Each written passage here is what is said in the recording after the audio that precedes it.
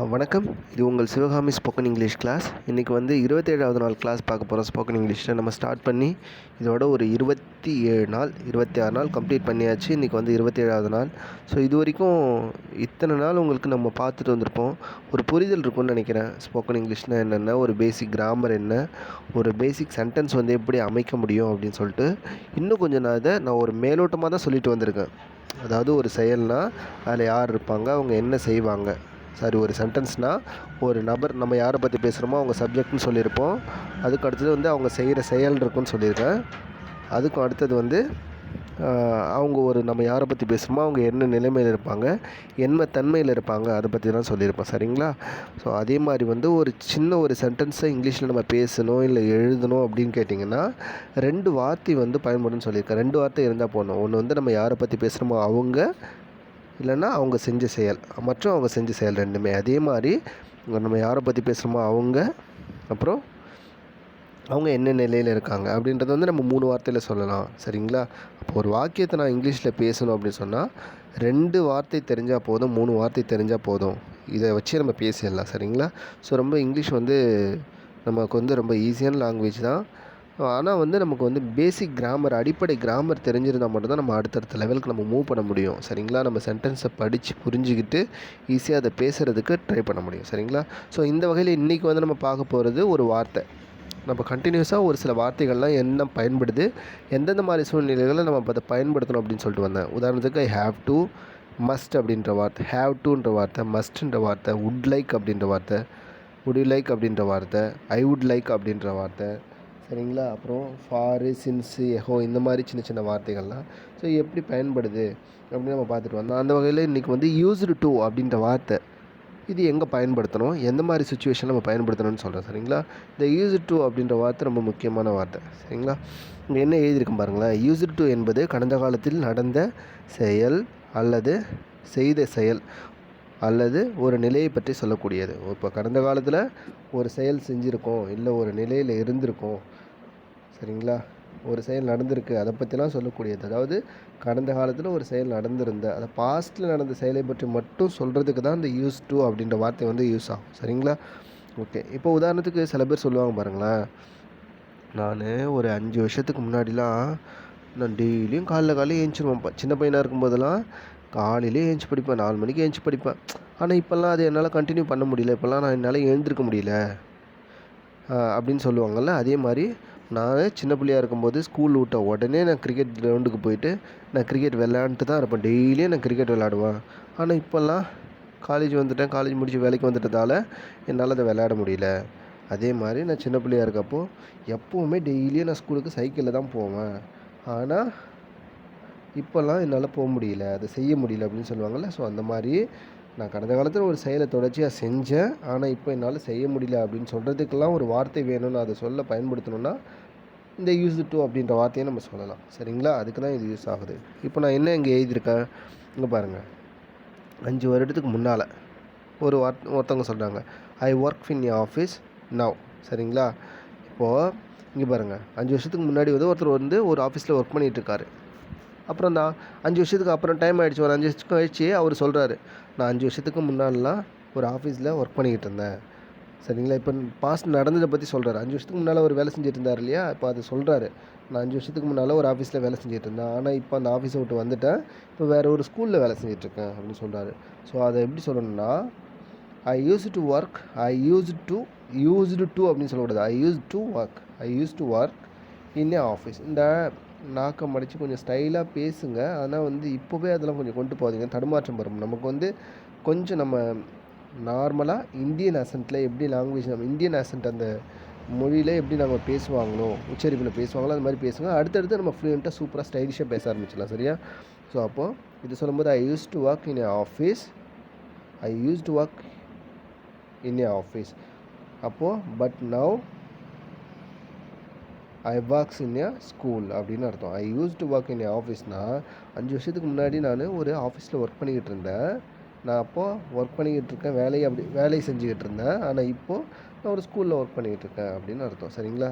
அப்போ இந்த use to work அப்படின்ற வார்த்தை இங்கே பாருங்கள், பாஸ்ட்டு பாஸ்ட்டில் மட்டும்தான் பயன்படும். அதாவது கடந்த காலத்தில் நான் ஒரு செயலை தொடர்ச்சியாக செஞ்சேன், ஆனால் இப்போ நான் அதை செய்ய முடியல அப்படின்ற போது இந்த யூஸ் டு ஒர்க் அப்படின்ற வார்த்தையை யூஸ் டு அப்படின்ற வார்த்தையை நம்ம சொல்லணும். சரிங்களா? இதை வந்து ஃப்யூச்சர்லேயோ இல்லை ப்ரெசண்ட்லேயோ இனிமேல் நடக்க போகிற செயலை சொல்கிறதுக்கோ பயன்படுத்தக்கூடாது. அதுக்குன்னு வேறு கண்டிஷன் இருக்குது. நான் அதை அப்புறமா அடுத்த கிளாஸில் சொல்கிறேன். சரிங்களா?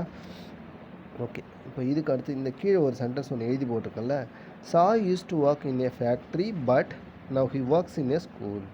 சாய் அப்படின்றவங்க வந்து ஒரு ஃபேக்ட்ரியில் ஒருத்தவங்க ஒர்க் பண்ணிருக்காங்க. முன்னாடி நான் வந்து சாய் சொல்கிறாரு, சாயின்ற ஒருத்தவங்க வந்து Sai use to work in a factory. Sai use to work அப்படின்னாலே கடந்த காலத்தில் அவங்க அந்த செயலை செஞ்சிட்டு இருந்தாங்கன்னு அர்த்தம். சரிங்களா? Sai use to work in a factory but now he works in a school. சாயின்றவங்க முன்னாடி ஒரு ஃபேக்ட்ரியில் ஒர்க் பண்ணிகிட்டு இருந்தாங்களாம். பட் அவங்க இப்போ என்ன பண்ணுறாங்க, அவங்க அந்த செயலை செய்யலை, ஆனால் ஸ்கூலில் வேலை செஞ்சிட்ருக்காங்க. அந்த இடத்த விட்டு வந்து வேறு இடத்துல. அப்போது கடந்த காலத்தில் நான் ஒரு செயலை செஞ்சேன், ஆனால் நான் இப்போது அதை செய்யலை அப்படின்ற பட்சத்தில் நம்ம வந்து யூஸ் டு அப்படின்ற வார்த்தையை நம்ம சொல்லலாம். யூஸ் டுன்ற வார்த்தை நமக்கு எப்போவுமே கடந்த காலத்தில் ஒரு செயல் நம்ம செஞ்சுக்கிட்டு இருந்ததை பற்றி தான் சொல்லும். ஓகேங்களா? ஓகே. அடுத்த பேஜ் என்ன சொல்லியிருக்கேன், இந்த யூஸ் டு அப்படின்ற வார்த்தையை நம்ம எது கூடலாம் வச்சு சொல்லலாம் பாருங்கள். I used to, he used to, she used to, it used to, we used to, they used to, you used to அப்படின்னு எல்லாத்துக்குமே யூஸ் டு சொல்லலாம். சில டைம் நம்ம வந்து he she இதுக்கெல்லாம் மாற்றி சொல்லுவோம்ல, அந்த he she இதுக்கெல்லாம் வந்து நம்ம மாற்றி சொல்லும்போது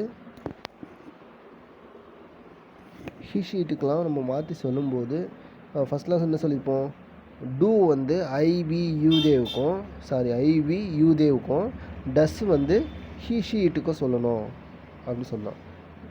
ஷி டஸ் த ஒர்க். அதே மாதிரி she goes to the office, does she goes to the office. அப்போ அப்படி மாற்றி சொன்னல. ஆனால் யூஸ்டு டு அப்படின்ற வார்த்தையை வந்து நம்ம எல்லாத்துக்குமே வச்சு தான் சொல்லணும். ஹீ ஷீ இட்டுக்கு தனியாகவும் ஐவியூதேவுக்கு தனியாகவும் இந்த ப்ரோனவுனுக்குலாம் தனியாகவும் நம்ம சொல்லக்கூடாது. அப்போ ஐவியூதே ஹீ ஷீ இட் எல்லாத்துக்குமே இதுக்கப்புறம் இந்த வார்த்தைக்கு பக்கத்தில் used to, I used to, he used to, she used to, it used to அப்படின்னு தான் வரும். அப்போ ஐ யூஸ்டு டுனா நான் ஒரு செயலை கடந்த காலத்தில் செஞ்சேன். ஹீ யூஸ்டு டுனா அவன் இந்த ஹீ எடுத்துகிட்டு பேர் தேஜஸ் யூஸ்டு டு அப்படின்னும்போது அந்த தேஜஸ்ன்ற பையன் கடந்த காலத்தில் ஒரு செயலை தொடர்ச்சியாக செஞ்சான். ஷீ யூஸ்டு டு அப்படின்னா அவன் கடந்த காலத்தில் ஒரு செயலை தொடர்ச்சியாக செஞ்சான், ஆனால் இப்போ செய்யலை அப்படின்ற மீனிங்கில் வரும். அதே மாதிரி it used to, they used to, you used to அப்படின்னு வரும். சரிங்களா? இப்போ என்ன சென்டென்ஸ் பாருங்களேன். when I was a child I used to like cakes. அப்போது நீங்கள் சொல்கிறீங்க, இப்போ ஒரு பர்த்டே ஃபங்க்ஷன் நடக்குது, அப்போது நிறைய பேருங்க ஏப்பா இப்போ கேக் சாப்பிடப்பா அப்படின்னு சொல்கிறாங்க.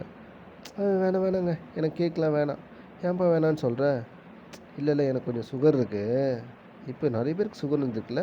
ஸோ அப்போ நிறைய பேருக்கு சுகர் இருக்கும்போது அவங்க சொல்கிறாங்க, என்ன சொல்கிறாங்க, எனக்கு கேக்லாம் வேணாங்க, கேக் ரொம்ப ஸ்வீட்டாக இருக்கும், ஸோ அதனால் கேக் வேணாம் அப்படின்னு சொல்லிடுறாங்க. வேணாம் நான் வேறு எதாவது சாப்பிட்டுக்கிறேன், நோ தேங்க்ஸ் அப்படின்னு சொல்லிடுறாங்க. அப்புறமா அவங்க கொஞ்சம் நேரம் கழிச்சு, நான் சின்ன பிள்ளைலாம் எவ்வளோ கேக் சாப்பிடுவேன் தெரியுமா, ஆனால் இப்போ என்னால் சாப்பிட முடியல. ஸோ இந்த சென்டென்ஸ் புரியுதா? நான் உங்களுக்கு சின்ன பிள்ளைலாம் எவ்வளோ கேக் சாப்பிட்டேன், ஆனால் இப்போ என்னால் சாப்பிட முடியலையே அப்படின்னு சொல்கிறாங்கல்ல, அவங்க கஷ்டப்படுறாங்களா, அதை நம்ம சொல்லலாம். அப்போ கடந்த காலத்தில் நான் ஒரு செயலை செஞ்சுக்கிட்டு இருந்தேன், ஆனால் இப்போ அதனால் செய்ய முடியல, நான் செய்யலைன்ற பட்சத்தில் நம்ம யூஸ்டு டு அப்படின்ற வார்த்தையை நம்ம யூஸ் பண்ணிக்கலாம். உங்களுக்கு புரியும்னு நினைக்கிறேன். அப்போது when I was a child, when I was அப்படின்னா நான் இருந்தபொழுது, வாசனாலே கடந்த காலம்னு சொன்னல, முன்னாடி கடந்த காலம்னு சொன்னேன். சரிங்களா? அப்போ வென் ஐ வாஸ் அப்படின்னா நான் கடந்த காலத்தில் இருந்தபோது, கடந்த காலத்தில் இருந்தபோது. அப்போ வென் ஐ வாஸ் எ சைல்டுனா நான் குழந்தையாக இருந்தப்போ. ஐ யூஸ்டு டு லைக் கேக்ஸ். அப்போது நான் குழந்தையாக இருந்தப்போ நான் கேக்ஸ் வந்து ரொம்ப சாப்பிட்டேன், விரும்பி சாப்பிட்டேன். ஐ யூஸ்டு டு பக்கத்தில் என்ன வெர்பு வருதோ அது வந்து ப்ரெசன்ட் டென்ஸ் வெர்பாக மட்டும்தான் வரும். அந்த வெர்பு டேபிளில் வெர்பு இருக்குல்ல, ரோவில் இருக்குன்னு சொல்லியிருக்கல அடிக்கடி, அது மட்டும்தான் வரும். அப்போ like, I used to plus like வந்து ப்ரெசன்ட் டென்ஸ் வெர்பு. இப்போ யூஸ்டு டு லைக் அப்படி கேக்ஸ் அப்படின்னா நான் எப்போவுமே சின்ன பிள்ளையாக இருக்கப்போ, when I was a child I used to like cakesனால் நான் குழந்தையாக இருக்கப்போ நான் நிறைய கேக் சாப்பிடுவேன், ஆனால் இப்போ என்னால் சாப்பிட முடியல. சரிங்களா? அடுத்தது பாருங்கள். Sasha has got short hair now. ஷாஷான்ற பொண்ணுக்கு ரொம்ப முடி சின்னோண்டு இருக்கான். இப்போ அந்த பொண்ணு வந்து காலேஜ் படிக்குதுன்னு மேரேஜ் ஆகிட்டாங்கன்னு வச்சிங்களேன். தலை சீவும்போது சொல்கிறாங்க, என்ன அந்த ஷாஷாவுக்கு முடி இவ்வளோ சின்னதாக இருக்கு? ஆனால் அந்த பொண்ணே வந்து ஸ்கூல் படிக்கும்போதோ காலேஜ் படிக்கும்போதோ ரொம்ப நீட்டாக இருந்திருக்கும். ஸோ அந்த பொண்ணு சொல்லும், ஷாஷா பக்கத்தில் இருக்கவங்க சொல்கிறாங்க, என்ன ஷாஷா நீ தலை சீவிட்டு இருக்க, உன்னோட முடி ரொம்ப சின்னதாக இருக்கே. ஆனால் உன் முடி காலேஜ் படிக்கும்போது ஸ்கூல் படிக்கும்போதெல்லாம் எவ்வளோ நீட்டாக இருந்துச்சு தெரியுமா, எவ்வளோ நீட்டாக இருந்துச்சு தெரியுமா, இப்போ தான் உன்னோட முடி ரொம்ப சின்னதாக இருக்குது. அப்போது ஷாஷான்ற பொண்ணுக்கு இப்போ கொஞ்சோண்டு தான் முடி இருக்குது, முடி கொட்டிடுச்சு. ஸோ கொஞ்சோண்டு தான் முடி இருக்கு. ஆனால் அந்த பொண்ணு கடந்த காலத்தில் ஒரு காலேஜ் ஸ்கூலில் படிச்சுட்டு இருக்கும்போது எவ்வளோ நீட்டான வெரி லாங் ஹேர் இருந்துச்சு தெரியுமா அப்படி சொல்கிறேன்னா. அப்போ பாருங்களேன், இந்த சென்டென்ஸ் பாருங்கள். Sasha has got short hair now but it used to be very long, but it used to be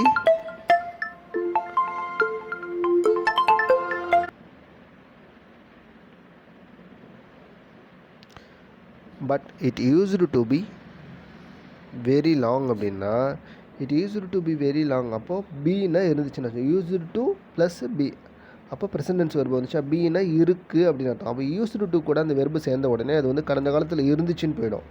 but it used to be, அந்த முடி எப்படி இருந்துச்சா, ரொம்ப வெரி லாங்காக அப்படின்ச்சா. அப்போ வெரி லாங்னா நீட்டாக. அப்போது இட்டுனா அந்த முடியை குறிக்குது.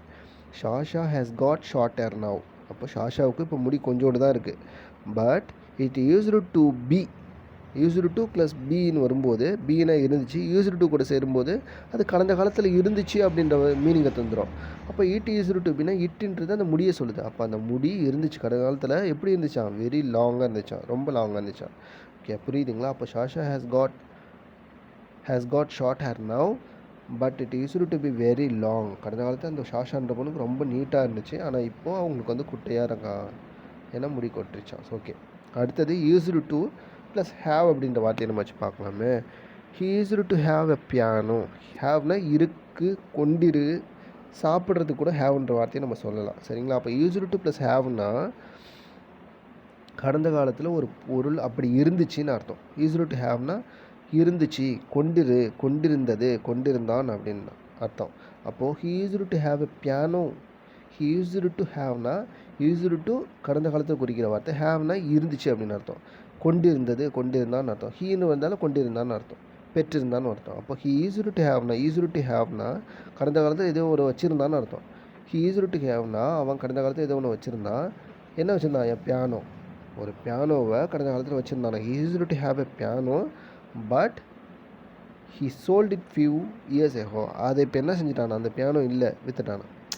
புரியுதுங்களா உங்களுக்கு வித்தியாசம்? கடந்த காலத்தில் ஒரு செயல், ஒரு பொருளை வச்சுருந்தா, ஆனால் இப்போ அது இல்லை. அப்போது இந்த மாதிரியான சுச்சுவேஷனில் நம்ம யூஸ்டு டு சொல்லலாம். கடந்த காலத்தில் செஞ்சது பட் இப்போது அதை செய்யலை அப்படின்ற பட்சத்தில் நம்ம யூஸ்டு டு சொல்லலாம். ஸோ இங்கே பாருங்கள், அப்போ இந்த மாதிரி சென்டென்ஸை வந்து நம்ம எப்படி ஐடென்டிஃபை பண்ணலாம் அப்படின்னா, யூஸ்டு டு கூட பக்கத்தில் வர வெர்பை வச்சு தான் நம்ம சொல்லணும். யூஸ்டு டுனாலே இது கடந்த காலத்தில், அதில் ப்ரெசன்ட் வெர்பை தூக்கி போடுறோம்.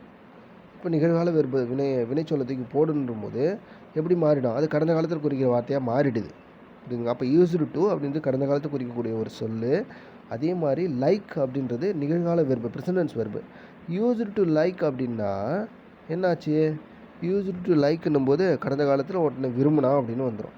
அவனுக்கு விருப்பம், கடந்த காலத்தில் ஒரு செயல் விருப்பமாக இருந்துச்சு, ஏதோ ஒன்று விருப்பமாக இருந்துச்சு. அப்போது யூஸ்டு டு லைக் கேக்ஸ்னா, I used to like cakes in my childhood ஏஜ்னா, எனக்கு நான் குழந்தையாக இருக்கப்போ, சின்ன பிள்ளையாக இருக்கப்போ எனக்கு கேக்லாம் ரொம்ப பிடிக்கும், சாக்லேட் ரொம்ப பிடிக்கும். ஆனால் இப்போலாம் நான் சாப்பிட்றதில்ல, ஏன்னா சொத்தப்பல் இருக்குது எனக்கு அப்படின்னு சொல்லும்போது, when I was a child I used to like cakes. Used to like கேக்ஸ்னால் குழந்தையாக இருக்கும்போது எனக்கு கேக்ஸும் சாக்லேட்டும் ரொம்ப பிடிக்கும்.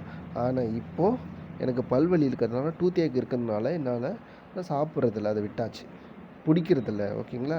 அப்போ யூஸ்டு டு கூட எப்படி அந்த பேட்டர்ன் வருமா, ப்ரெசன்ட் வெர்பு வரும். ப்ரெசன்ட் வெர்புனா என்னது, நிகழ்காலத்தை குறிக்கக்கூடிய ஒரு வினைச்சொல். லைக் நான் சொன்னல வேர்ச்சொல்லு தமிழில் நேற்று சொல்லியிருப்பாங்க, நேற்று கிளாஸில், அதுதான்.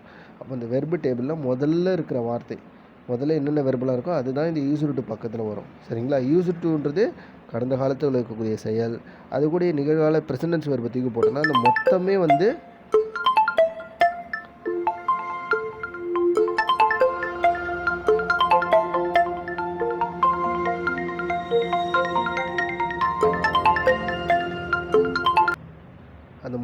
வந்து எப்படி மாறிடுமா, மொத்தமே வந்து கடந்த காலத்தில் குறிக்கிற சொல்லலாம் மாறிடும். ஓகே, அதுக்கு அடுத்தது அடுத்தது பாருங்களேன், used to read a lot of books, lot of poetry books, but I don't read but I don't read much book now. இங்கே பாருங்களேன், I used to read a lot of poetry books, used to read வருது.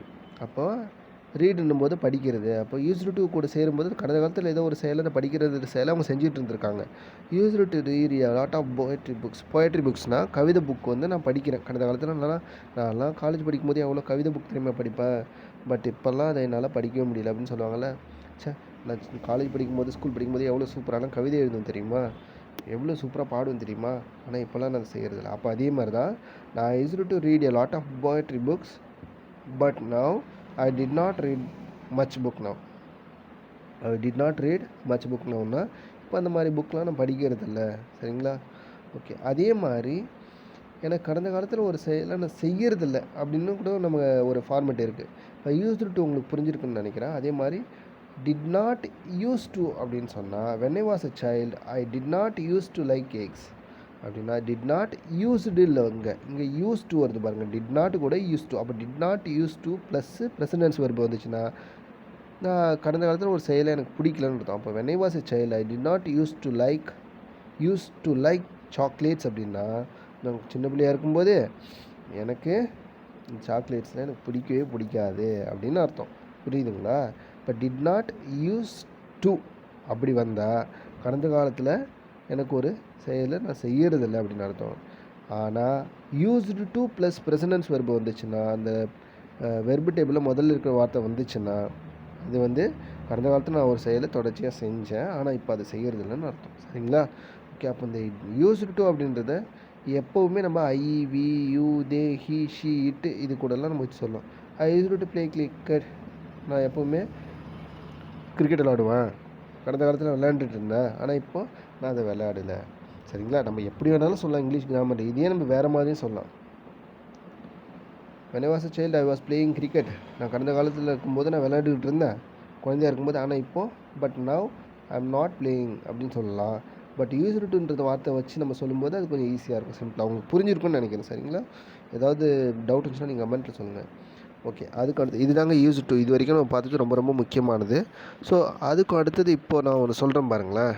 நான் already சொல்லியிருப்பேன், நான் ஒரு செயலை செய்கிறேன், நான் ஒரு செயலை பேச போகிறேன், இங்கிலீஷில் ஒரு வார்த்தையை நான் எழுத போகிறேன், பேச போகிறேன் அப்படின்னா, தமிழில் எழுத போகிறேன், பேச போகிறேன்னா கூட நம்ம யாரை பற்றி பேச போகிறோமோ அவங்க வேணும், அவங்க செய்கிற செயல் வேணும். இல்லைன்னா நம்ம யாரை பற்றி பேசுகிறோமோ அவங்க இருக்கணும், அவங்களோட நிலை இருக்கணும், இல்லை அவங்க எந்த நிலையில் இருக்காங்க, எந்த தன்மையில் இருக்காங்க, அவங்க எப்படி இருக்காங்க, எதுவாக இருக்காங்க, என்னவாக இருக்காங்க அப்படின்லாம் நம்ம சொல்லலாம். சரிங்களா? அப்போ 3 வார்த்தையும் ரெண்டு வார்த்தையும் ப்ளஸ் 3 வார்த்தை இருந்துச்சுன்னா நம்ம வந்து ஒரு 3 வார்த்தையிலையோ இல்லை 2 வார்த்தையிலையோ நம்ம இங்கிலீஷை வந்து பேசலாம், எழுதலாம். அதே மாதிரி தமிழையும் பேசலாம், எழுதலாம்.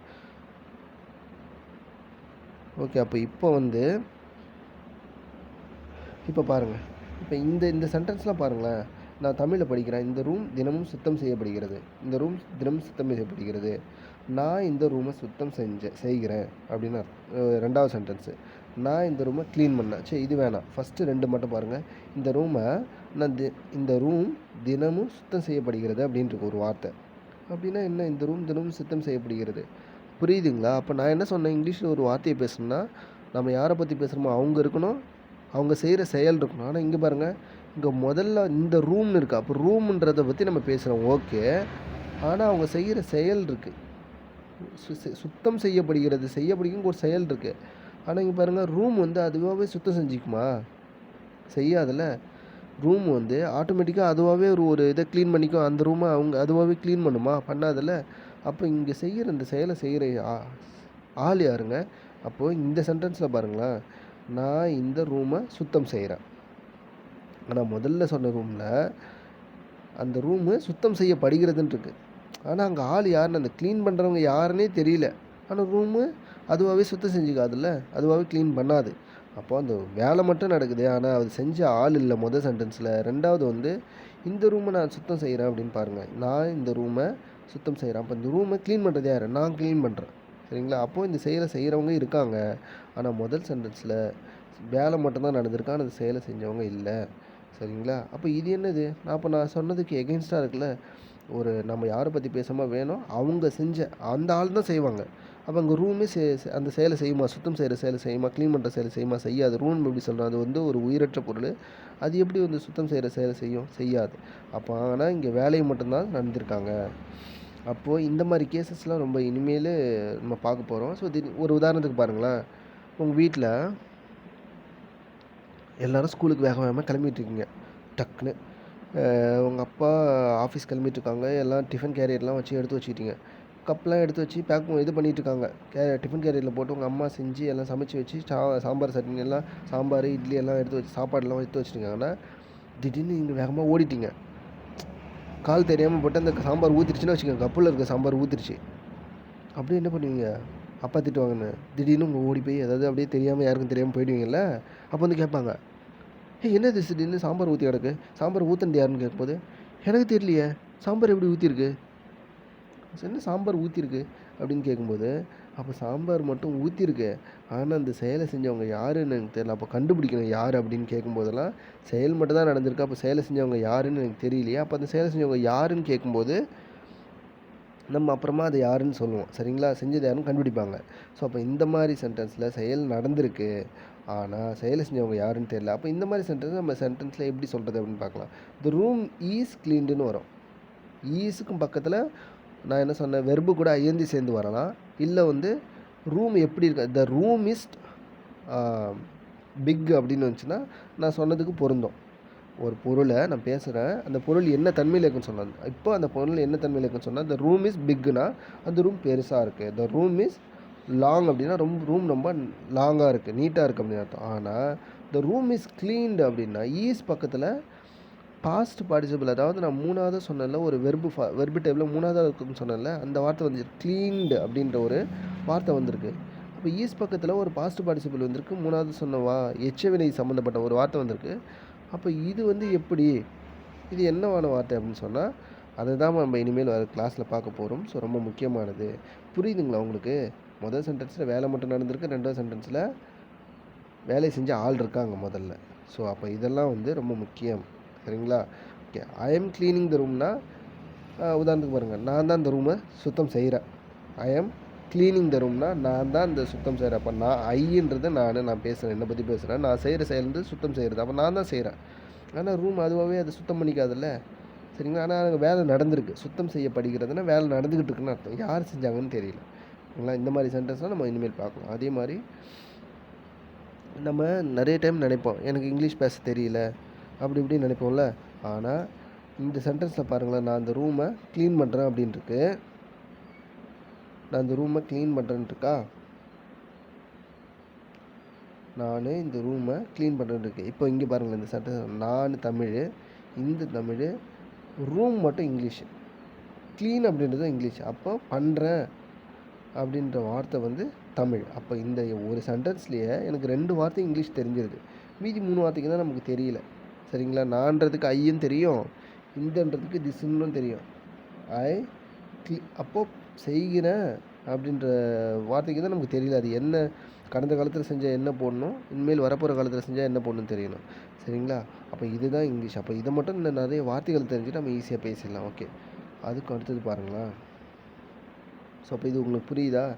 ஒரு டைப் ஆஃப் சென்டென்ஸை நம்ம 2 விதமாக பேசலாம். ஒன்று வந்து ஒரு நபர் அவங்க செய்கிற செயல், இன்னொன்று வேலை மட்டுமே நடக்கும், ஆனால் அந்த செயல் நபரை சொல்லாமலேயே சொல்லலாம். ஸோ அப்போ இது உங்களுக்கு புரியுதா? நான் இதனால தான் ஃபஸ்ட்டு உங்களுக்கு சொல்லலை. ஓகே, அடுத்தது பாருங்கள். அடுத்தது என்ன பண்ணுறோம், இந்த ரூம், இங்கே பாருங்கள், இந்த ரூம் சுத்தம் செய்யப்பட்டது அப்படின்னு வந்திருக்கு. ஏன்ப்பா ஃபஸ்ட்டு ஒரு டைம் கேட்குறாங்க, ரூம் க்ளீன் பண்ணியாச்சா? ரூம் க்ளீன் பண்ணிக்கிட்டு இருக்காங்க. ரூம் வந்து க்ளீன் பண்ணியாச்சு, க்ளீன் பண்ணியிருக்கு அப்படின்னு சொல்லலாம். இன்னொரு சென்டென்ஸில் இந்த ரூமா, அப்புறம் கொஞ்சம் நேரம் கழிச்சு வந்துருக்காங்க, எந்தப்பா இந்த ரூம் க்ளீன் பண்ணியாச்சா? க்ளீன் பண்ணியாச்சு, சுத்தம் செஞ்சாச்சு. அடுத்தது அடுத்த ரூம் போகிறாங்க, அதே சூப்பர்வைசர் வந்து அடுத்த ரூம் போகிறாங்க. அப்போ அவங்க பார்த்து கேட்பாங்க, என்னப்பா இந்த ரூம் இப்படி இருக்குது, ஃபங்க்ஷனுக்கு டைம் ஆகிடுச்சு, ஸோ எல்லோரும் வரப்போகிறாங்க, ஸ்டாஃபுங்க எல்லாம், கவர்மெண்ட் ஃபங்க்ஷனு. ஸோ அப்போ இந்த ரூம் க்ளீன் பண்ணாமல் இருக்கு, எப்போ க்ளீன் பண்ணுவாங்க? சார் இதையும் சுத்தம் பண்ணிவிடுவாங்க. அப்போது 3 டைப் ஆஃப் சென்டென்ஸை சொல்கிறான். இப்போ இந்த ரூம் என்ன பண்ணுறாங்க, பண்ணியாச்சா அப்படிங்கிற க்ளீன் பண்ணுறாங்க, ஆனால் பண்ணுறவங்க யாருன்னு தெரியல. அடுத்த ரூம் போகிறாரு. இந்த ரூம் க்ளீன் பண்ணியாச்சா? அந்த ரூம் க்ளீன் பண்ணியாச்சு சார். அதுக்கு அடுத்த ரூம் போகிறாங்க. Okay right. அதுக்கு அடுத்த ரூம் போகிறாங்க. இந்த ரூம் க்ளீன் பண்ணியாச்சா அப்படின்னு கேட்குறாங்க. இல்லை சார் இந்த ரூம் இன்னும் க்ளீன் பண்ணல, இனிமேல் க்ளீன் பண்ணிவிடுவாங்க அப்படின்னு சொல்லும்போது அப்போ 3 டைப்பாக சொல்லலாம். ஆள் ஒரு செயலை செய்கிற ஆள் இல்லாமலேயே அந்த சென்டென்ஸை 3 விதமாக சொல்லலாம். ஸோ அதை பற்றி தான் இனிமேலும் கிளாஸில் பார்க்க போகிறோம். ரொம்ப ரொம்ப ரொம்ப முக்கியமான கிளாஸஸ் இனிமேல் கொஞ்சம் கண்டினியூஸாக கவனிக்க ஆரம்பிச்சிருங்க, சரிங்களா? ஓகே, அதுக்கு அடுத்தது பாருங்களேன். நான் இது என்ன சொல்ல வரேன்னா, ஒரு செயல் நான் ஒரு இங்கிலீஷில் ஒரு சென்டென்ஸை பேசணும் அப்படின்னா ஒரு நபர் இருக்கணும், அவங்க செய்கிற செயல் இருக்கணும், சரிங்களா? இல்லைன்னா ஒரு நபர் இருக்கணும், நம்ம யாரை பற்றி பேச போகிறோமோ அவங்க இருக்கணும். அதை நான் ஒரு நபராக இருக்கலாம், ஒரு பொருளாக இருக்கலாம், ஒரு இடமாக இருக்கலாம், என்ன வேணால் இருக்கலாம். அதை நம்ம என்னென்னு சொல்லுவோம்? சப்ஜெக்ட்டுன்னு சொல்லுவோம், சரிங்களா? அதுக்கு அடுத்தது அவங்க என்ன நிலைமையில் இருக்காங்க, என்னவாக இருக்காங்க, அவங்களோட தன்மை என்ன அப்படின்னு பேசுவோம். ஆனால் இப்போ நான் என்ன சொல்ல போகிறேன்னா, இனி வேறு கிளாஸில் ஒரு நபர் இருக்காங்க, ஆனால் அவங்க செய்கிற வேலை இருக்காது. ஆனால் வேலை மட்டும் நடந்திருக்கும். ஏதோ ஒரு வேலை நடந்திருக்கும், ஆனால் அந்த வேலையை செஞ்ச நபர் இருக்க மாட்டாங்க, சரிங்களா? அப்படின்ற பட்சத்தில் இனிமேல் அந்த டைப் ஆஃப் சென்டென்ஸை நம்ம பார்க்க போகிறோம். ஸோ ரொம்ப முக்கியமானது இனிமேல் வரப்போகிறதுனா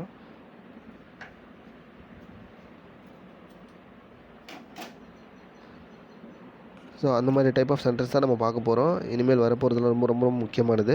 ஸோ எல்லோரும் கண்டினியூஸாக இணைஞ்சிருங்க, சரிங்களா? ஓகே, ரொம்ப நன்றி. அடுத்த கிளாஸில் மீட் பண்ணலாம்.